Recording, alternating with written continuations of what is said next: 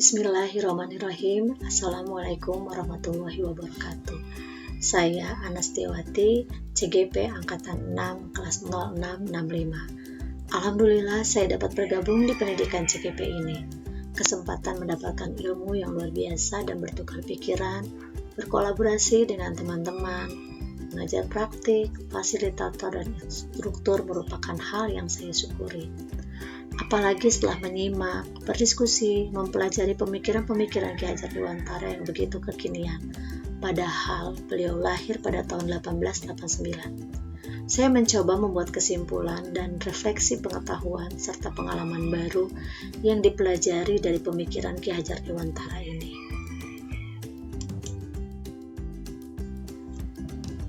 Adapun pemikiran KHD yaitu terdiri dari tujuan pendidikan dan pengajaran, kodrat alam dan kodrat zaman, budi pekerti dan konsep trilogi, serta menebalkan laku dalam konteks sosial budaya daerah lokal.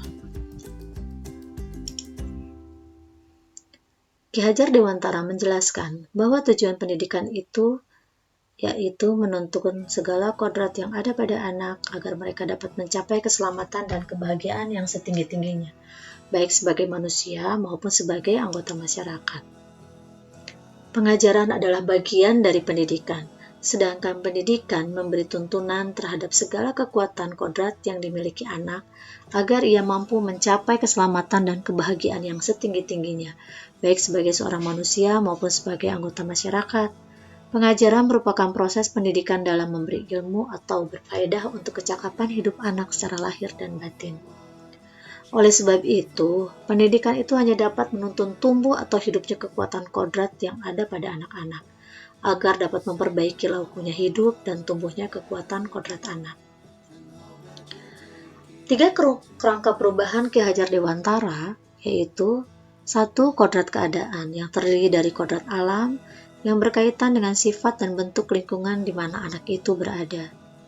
Kodrat zaman, yaitu berkaitan dengan muatan atau konten pengetahuan yang sesuai dengan tantangan dan perkembangan zaman. Sedangkan yang kedua adalah asas trikon. Kon yang pertama yaitu continuate. Artinya, pengembangan dilakukan harus berkesinambungan, terus-menerus dengan perencanaan yang baik. Konvergensi yaitu pengembangan yang dilakukan dapat mengambil dari berbagai sumber. Konsentris pengembangan pendidikan yang dilakukan harus tetap berdasarkan kepribadian diri kita sendiri. Yang ketiga yaitu budi pekerti serta konsep ing arso sung tulodo ing madya bungun karso tuturi handayani. Budi itu terdiri dari cipta atau pikiran, rasa atau perasaan, karsa atau pengetahuan, serta pengerti yang terdiri dari tenaga dan raga. Ingarso sung tulodo ing madya mangun karso tuturi handayani yaitu memberikan contoh dan tauladan yang baik, membangun semangat, kemauan, dan mendorong semangat. Menebalkan laku dalam konteks sosial budaya daerah setempat mengingatkan saya pada pemikiran Ki Hajar Dewantara yaitu waspadalah, carilah barang-barang yang bermanfaat untuk kita yang dapat menambah kekayaan kita dalam hal kultur lahir atau batin. Jangan hanya meniru, hendaknya barang baru tersebut dilaraskan lebih dahulu.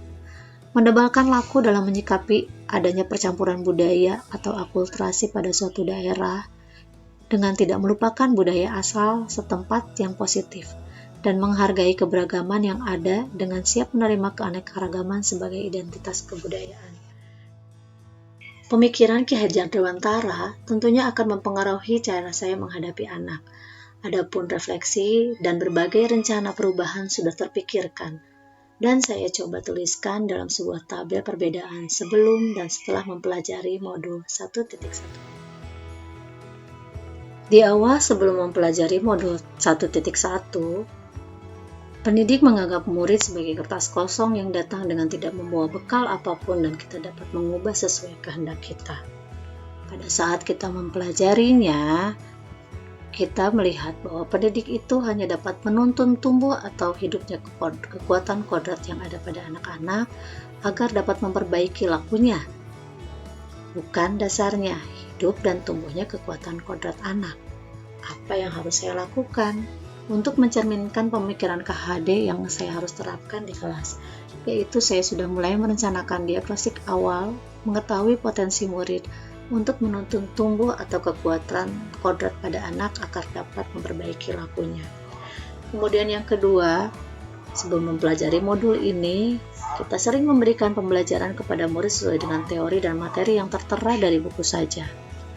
Kemudian pada saat mempelajari, kita ketahui bahwa mempersiapkan segala kebutuhan pembelajaran yang berpusat kepada peserta didik, sesuai dengan kodrat alam dan kodrat zamannya.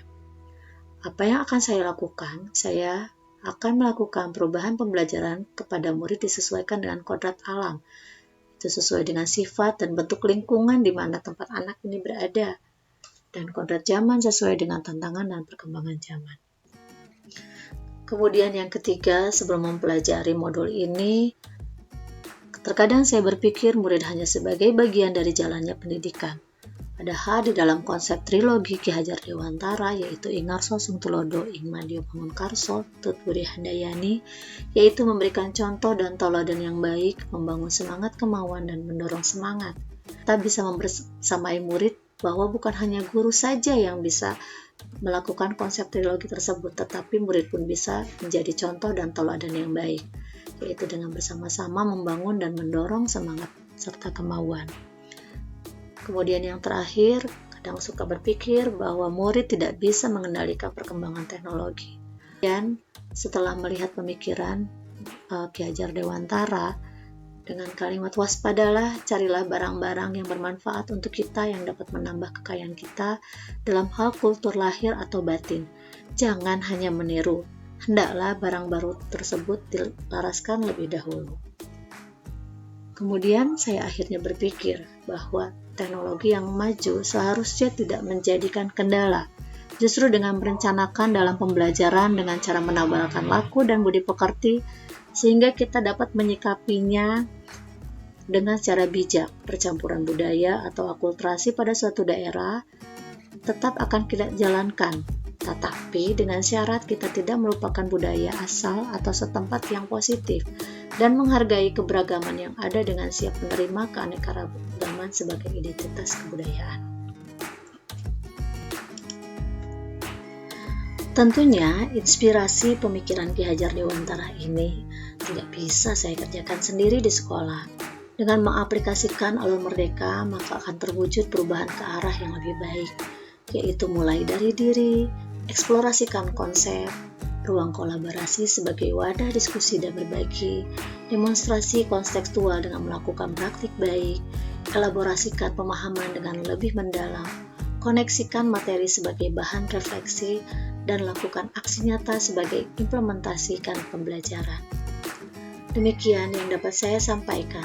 Semoga semakin tercerahkan dan dinamis untuk menguatkan kemampuan diri, bergerak ke arah lebih baik dan mampu mengaplikasikan pembelajaran yang berorientasi pada anak.